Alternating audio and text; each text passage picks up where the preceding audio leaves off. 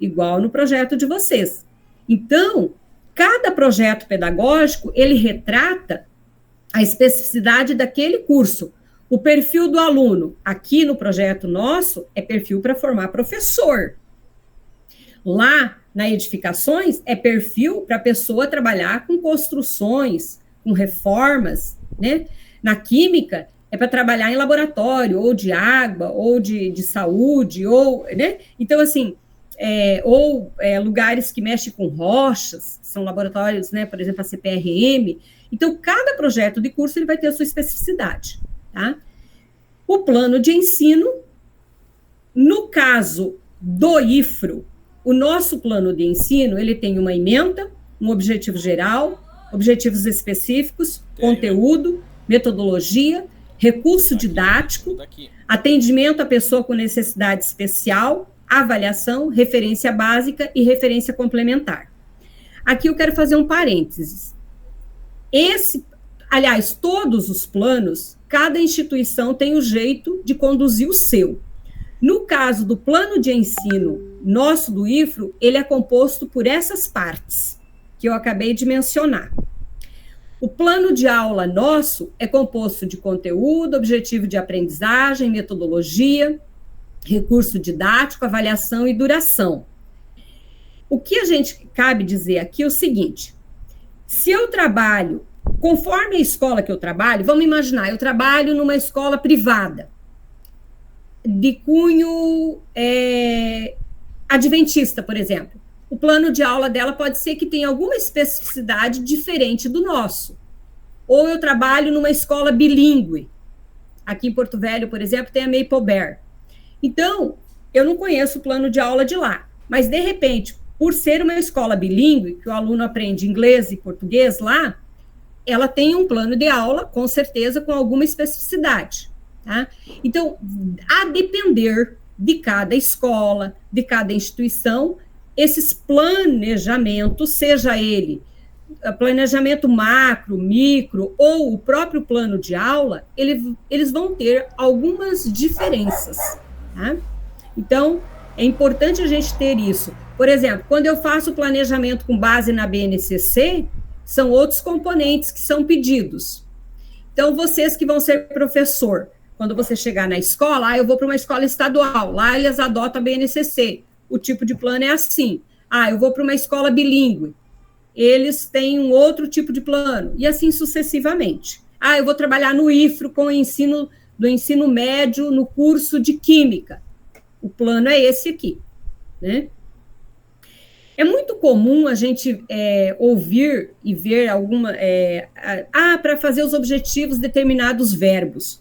E eu trouxe alguns aqui, justamente porque nós teremos outras disciplinas, ou talvez vocês já estão tendo disciplinas, e que nós vamos elaborar planos de aula.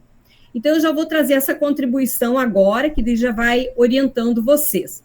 Então, por exemplo, se eu quero verbos que o meu aluno vai conhecer, que tenha o entendimento de conhecer algo, são esses verbos aqui, como, por exemplo, relatar, sublinhar, e outros aqui, definir, marcar. Se eu quero que ele tenha compreensão, o objetivo é que o meu aluno tenha uma compreensão, traduzir, transcrever, descrever, etc. De aplicar, usar, traçar, aplicar, demonstrar. De análise, experimentar, investigar, analisar, contrastar, criticar, debater, né? De síntese, planejar, reunir, coordenar, criar, enumerar. De avaliação, aquilatar, avaliar, calcular, escolher. E aí, essas nuances, aqui são alguns exemplos. Não é uma camisa de força, mas é uma contribuição para que quando vocês precisarem elaborar um plano de aula, vocês possam até voltar aqui e dar uma olhadinha, dizer, eu vou usar esse verbo aqui. Eles ajudam bastante, assim, principalmente quando a gente está começando, ou às vezes falta até sinônimos, coisa assim, então eles acabam contribuindo para a gente, tá? Com a gente. Aqui eu trouxe um exemplo de plano de ensino, né? Que em alguma escola é chamado de plano anual, tá? Então vocês podem ouvir aí, plano anual.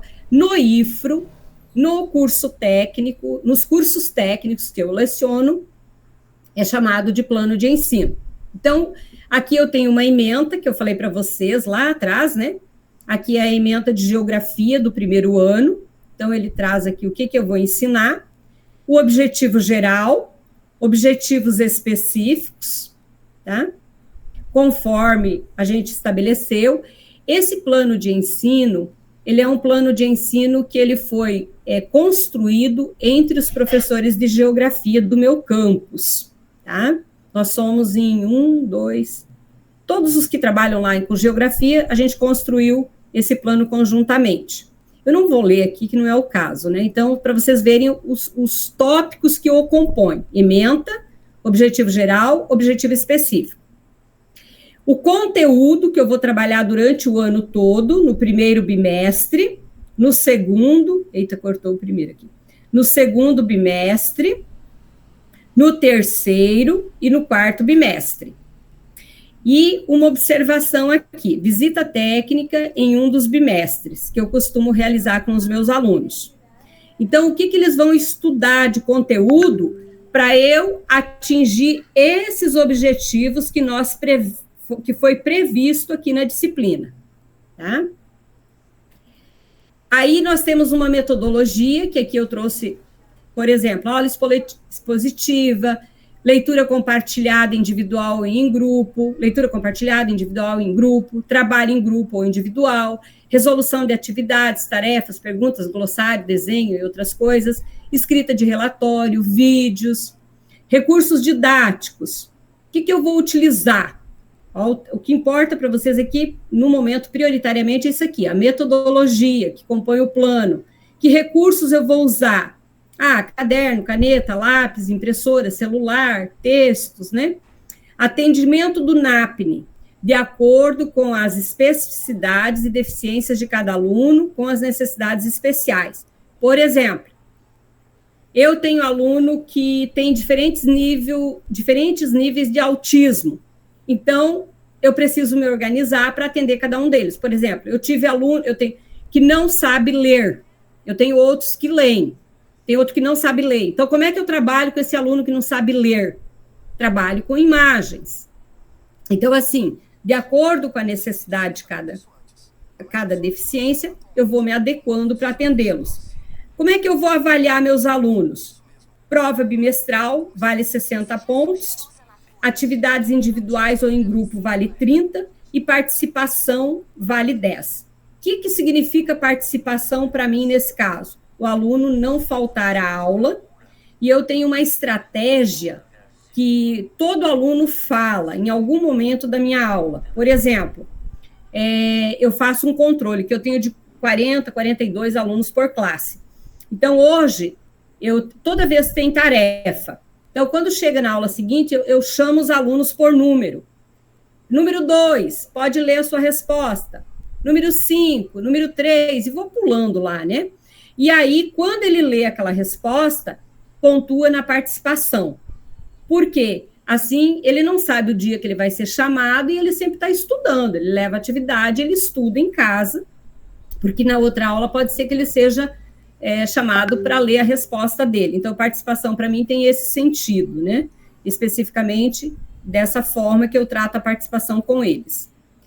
E as referências básicas, né, que a gente tem, e as complementares. Ou seja, aqui eu tenho, então, o plano de ensino do IFRO, do campus que eu trabalho. Ementa, objetivo geral, objetivo específico, e os outros campos também é assim.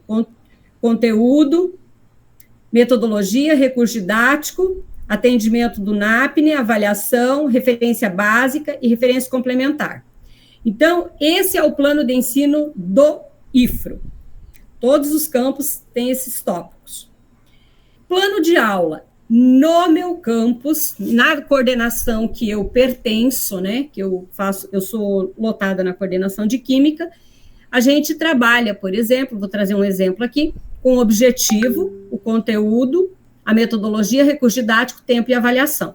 Então, por exemplo, como objetivo, eu trouxe um exemplo aqui, interpretar mapas, cartas e plantas decodificando os símbolos próprios da cartografia, que eu trabalho geografia, né? Conteúdo: representações cartográficas, escala e projeções, mapas temáticos e gráficos. A metodologia: aula expositiva. Eu vou dizer o que é tudo isso aqui, vou explicar, vou mostrar a imagem, vou ilustrar, vou passar alguns vídeos curtos de poucos minutos para ilustrar tudo isso. E os alunos vão fazer experiências comigo. Os meninos, eu monto lá as experiências e os 40 alunos trabalham nas minhas experiências. Eles ficam de pé lá, viram, né, aquela coisa. Mas cabe, eu arrumo lá e cabe todo mundo lá. Fica um pouco no corredor, outro pouco no outro corredor, outro pouco no outro. Uns ficam na frente da lousa, assim, e cabe todo mundo para ficar de pé para fazer a experiência. O que eu preciso para dar essa aula? De mapa, globo, fotografia, barbante, laranja, balão, tesoura, caneta, faca descartável e umas coisas mais aí que eu acho que eu acabei nem colocando. Quanto tempo eu demoro? 4 aulas. Então, eu dou 2 aulas num dia e 2 aulas por semana, né? Então, eu vou demorar 2 semanas para trabalhar esse conteúdo, até em função dessas experiências.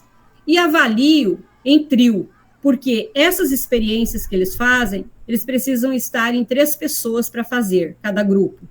E aí eu avalio eles se eles estão fazendo certinho ou não as experiências, porque as experiências estão vinculadas a esses conteúdos aqui para eu atingir esse objetivo aqui, tá? Então, esse é o plano, um exemplo de um plano de aula meu, por exemplo.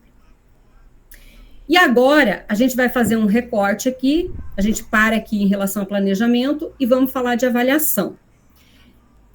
Avaliar. Eu até coloquei 3 pontos de interrogação aqui.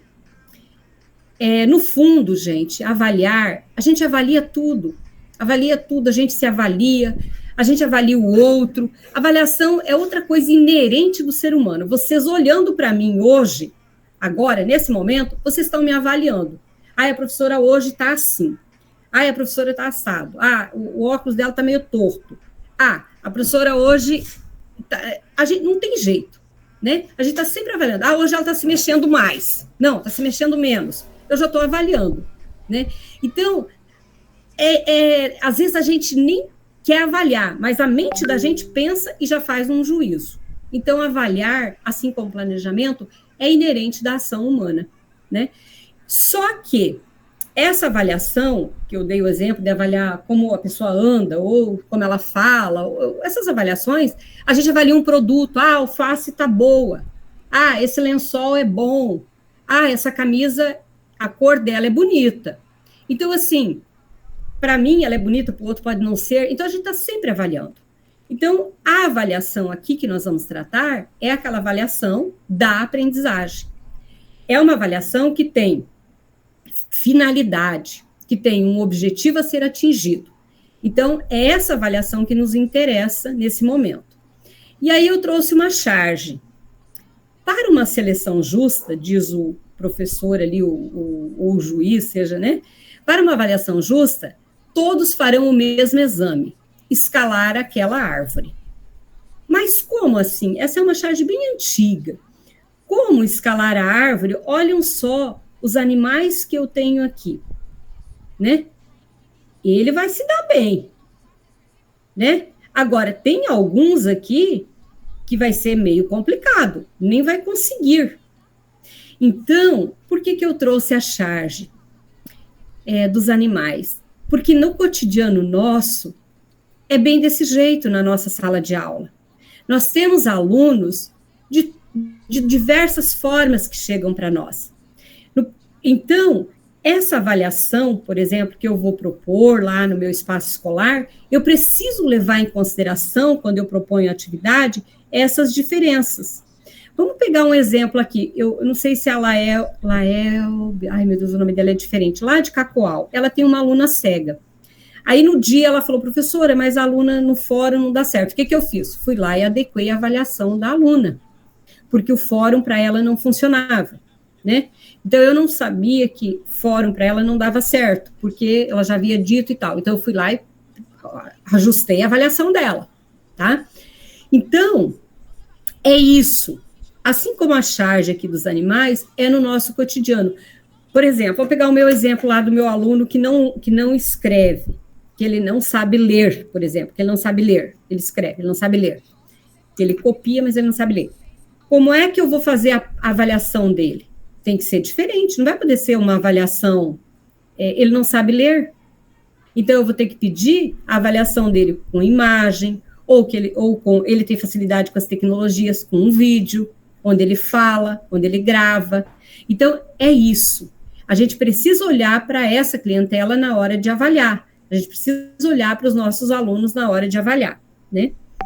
Então, o que é avaliação? Tem diversas formas de avaliação.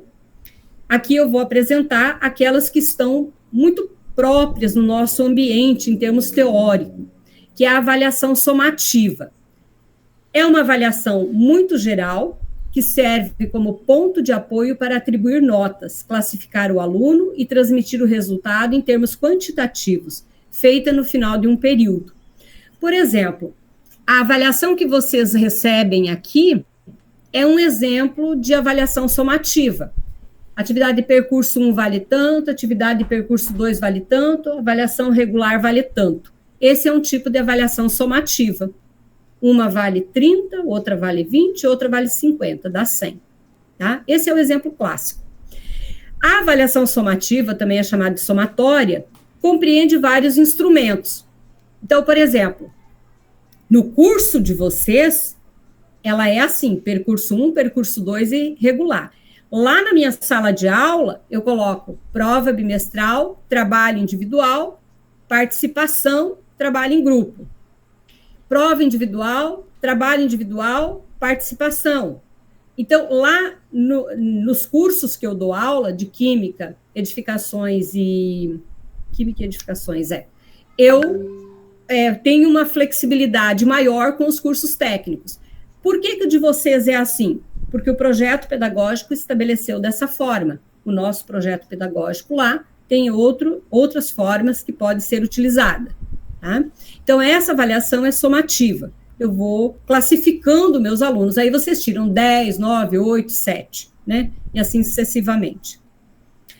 O que é a avaliação diagnóstica? Que é um outro tipo de avaliação. A avaliação diagnóstica possibilita ao educador e educando detectarem ao longo do processo de aprendizagem suas falhas, desvios, suas dificuldades, a tempo de redirecionar os meios, os recursos, as estratégias, os procedimentos e a direção desejada. Por exemplo, eu uso a avaliação diagnóstica no primeiro dia de aula. Primeiro dia de aula, eu faço um diagnóstico da minha turma.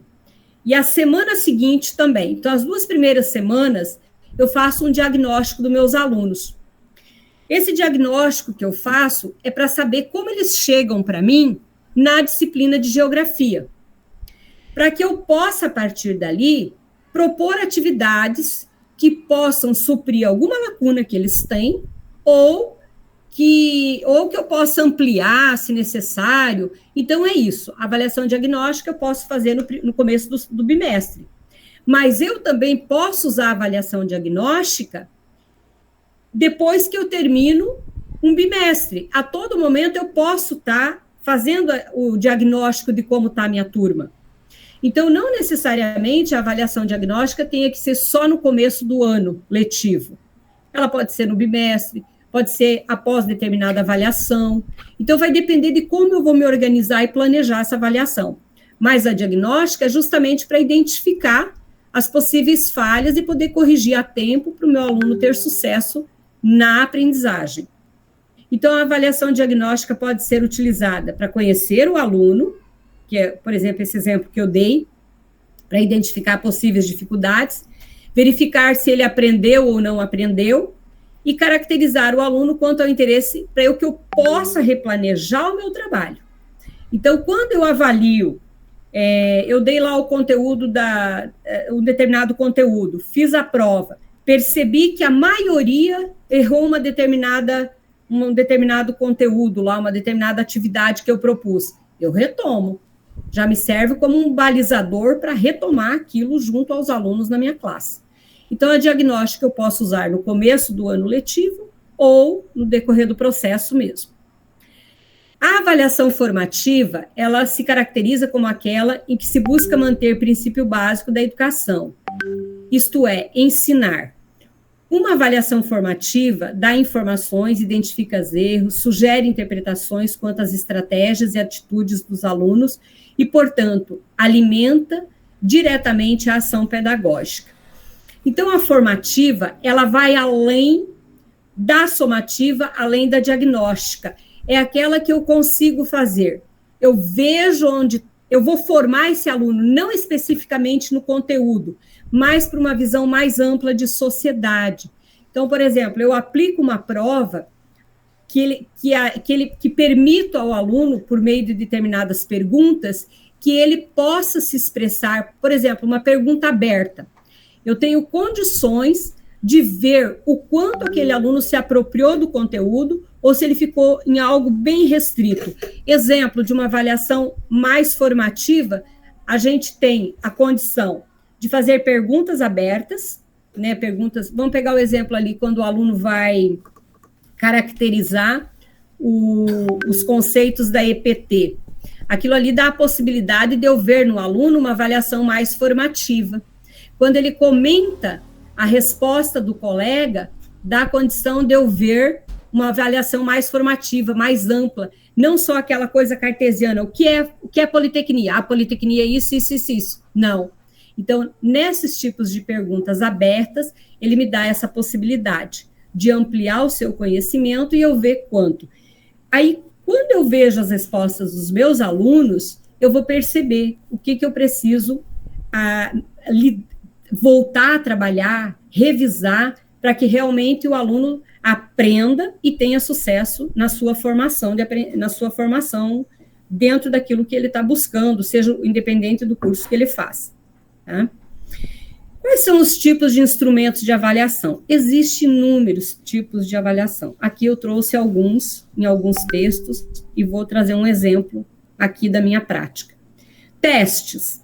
Os testes são as formas mais tradicionais, né, de você medir o conhecimento do aluno. Então, por exemplo, é importante preparar de forma clara, imparcial e tal. Então, geralmente, quando a gente faz provas, testes, a gente tem que delimitar. Eu ensinei isso, eu vou cobrar isso dessa forma. Eu não posso ensinar de um jeito e cobrar de outro, né? Então, os testes são umas formas mais tradicionais, mais de pergunta-resposta, né? Uma coisa mais fechada. E, principalmente, quando eu faço testes de perguntas objetivas, que ele tem que marcar X na resposta certa, né? Então, ou na resposta errada, né? Então, isso são tipos de instrumento de avaliação, e que são válidos. Por exemplo, teve uma determinada disciplina que eu dei um questionário, por exemplo, para os alunos no curso de pedagogia, né? Eu dei um questionário e os tutores corrigiram, pegaram as notas dos questionários e tal. Então, depende do que a gente espera daquilo que a gente ensina. Tarefas. Tarefas oferecem uma oportunidade para avaliar a capacidade do aluno de aplicar o conhecimento em situações práticas. Eles podem ser atribuídos individualmente ou em grupo, inclui tarefas como pesquisa, apresentação, projeto e tal. Vocês aqui fazem tarefas no curso de pedagogia. Algumas bem quadradinhas, como as que eu fiz, e outras mais abertas. Por exemplo, na primeira pergunta, na primeira atividade, atividade de percurso 1, eu só deixei uma possibilidade para vocês aberta, que foi na última questão, para vocês se manifestarem, para vocês darem a opinião. Então, mesmo sendo tarefas, dependendo do que o professor quer, ele pode deixar também fechadas as respostas de forma de questões subjetivas, mas com respostas fechadas, a exemplo dos testes. Tá? Portfólio são uma abordagem mais holística que permite aos alunos compilar e organizar uma série de trabalhos e tarefas ao longo do curso. São úteis não só para avaliar os conhecimentos dos alunos, mas também para avaliar as suas competências e qualificações. Por exemplo, quando eu trabalho a disciplina de estágio, que eu já trabalhei em curso de pedagogia, já trabalhei com a disciplina de estágio. Aí, geralmente, eu gosto de portfólio. Por quê? Porque o aluno, quando vai para estágio, ele faz planejamento para ir dar aula, aí ele dá a aula e tem toda aquela história de como ele se organizou. Tem imagens, tem fotografias, tem textos, tem exercícios. Então, eu prefiro avaliá-los pelo portfólio. Aí, eles passam o semestre todo fazendo as atividades que tem que ser feita, por exemplo, e no final eles me entregam o portfólio, né, com todos os comprovantes lá, tudo direitinho das atividades que eles fizeram. Então, é uma atividade muito rica no curso de licenciatura, por exemplo, que eu trabalhava, né, os estágios. Então, assim, fica uma atividade que enriquece demais e os alunos aprendem muito. Mas eu posso fazer portfólio, por exemplo, com os meus alunos do ensino médio. Então, por exemplo, vou trabalhar globalização. E aí eu posso dizer para eles, gente, nós vamos fazer um portfólio sobre globalização.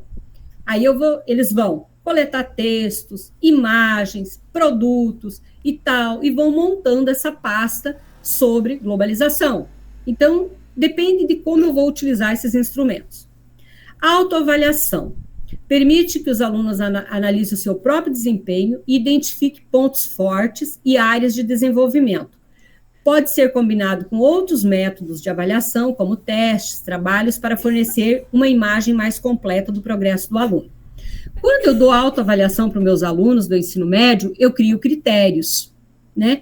Então, eles se autoavaliam. Então, eles dizem assim, eu vou me dar a nota 9.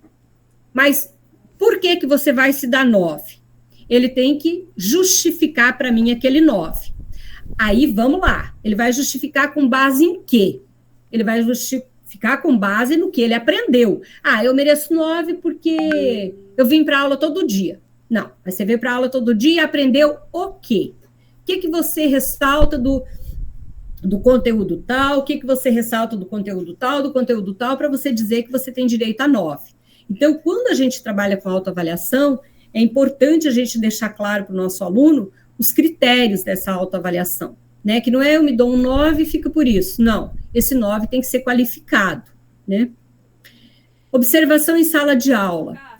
É a observação direta que permite que professores avaliem o desempenho dos alunos em situações reais de aprendizagem. Essa técnica não se limita à avaliação de conhecimento, mas inclui também competências sociais e emocionais. A observação de sala de aula, ela é bastante utilizada na educação infantil. Por quê? Na educação infantil, a gente tem as crianças, porque daí quando a gente trabalha com educação infantil, tem diversas faixas etárias que ela é dividida, que vocês vão ter uma disciplina que vai tratar disso, inclusive. Então, o que acontece?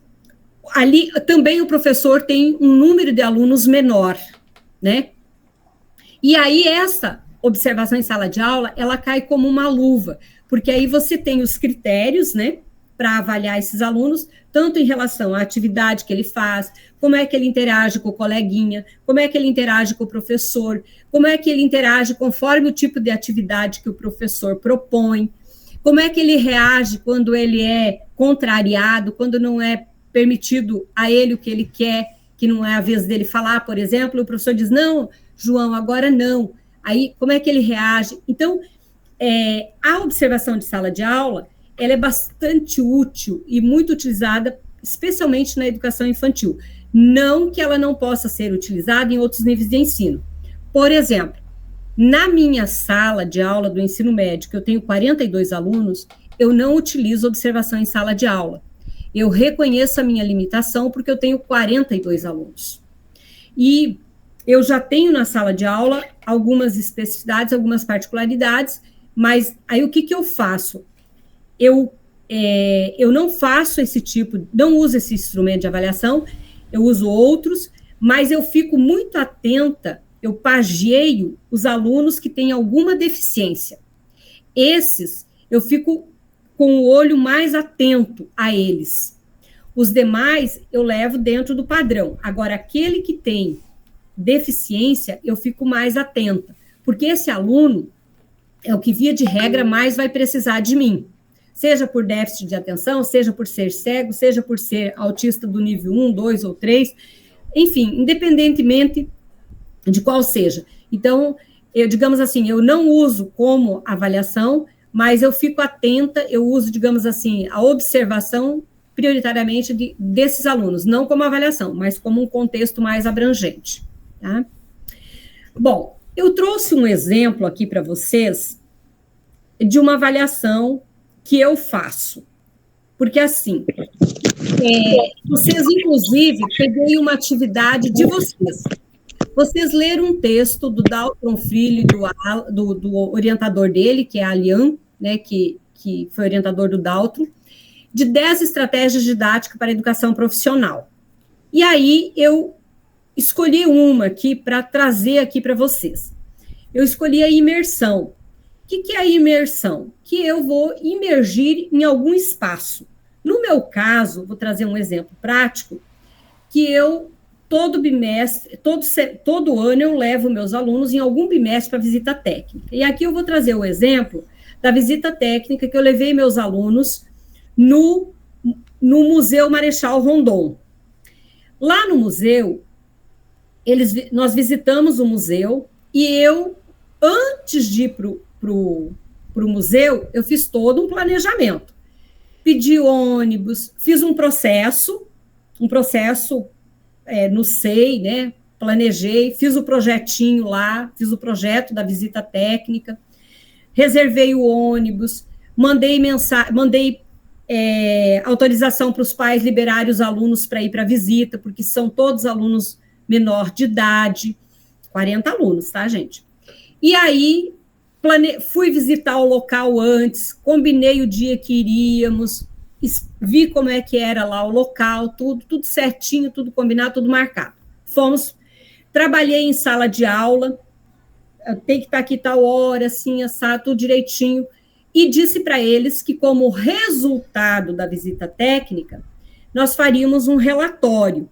E eu disse quais eram os itens que deveriam ser assegurados no relatório.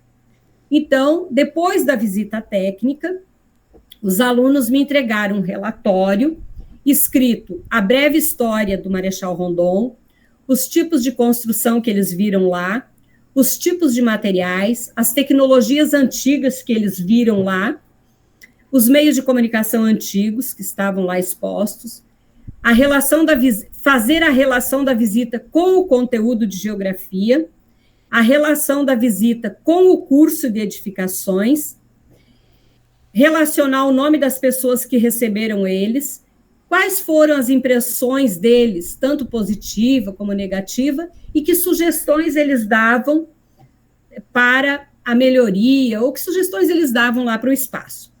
Então, o que eu estou mostrando aqui?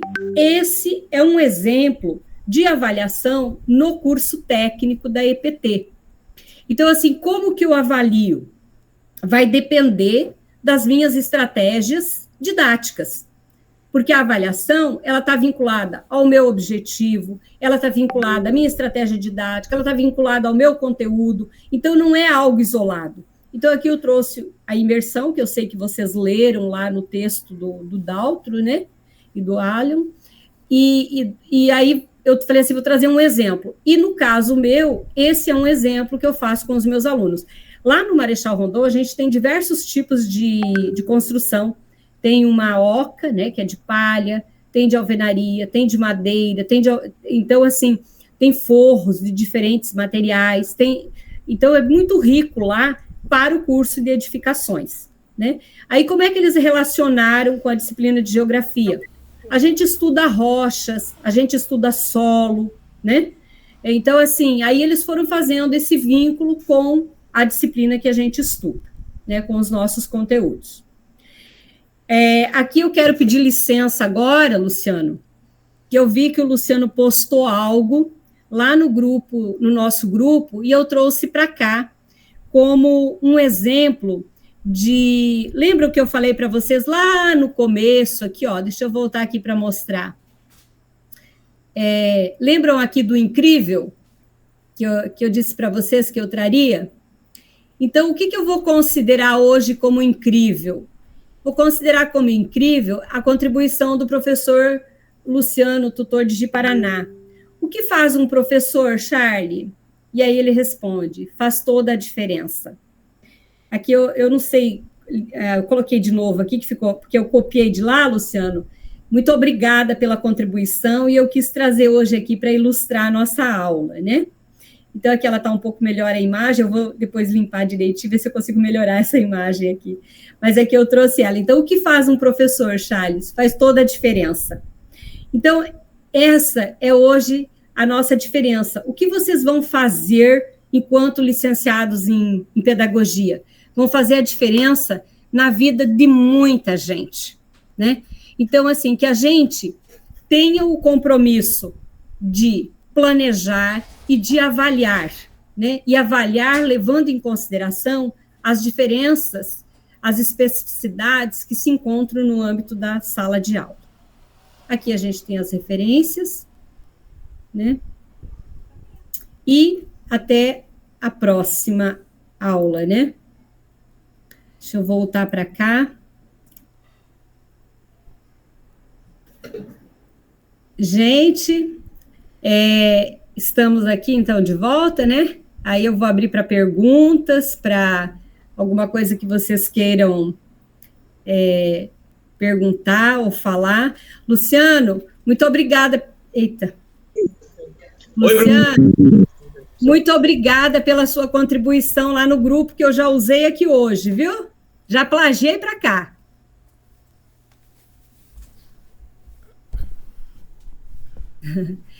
Pessoal, alguma pergunta, tutores?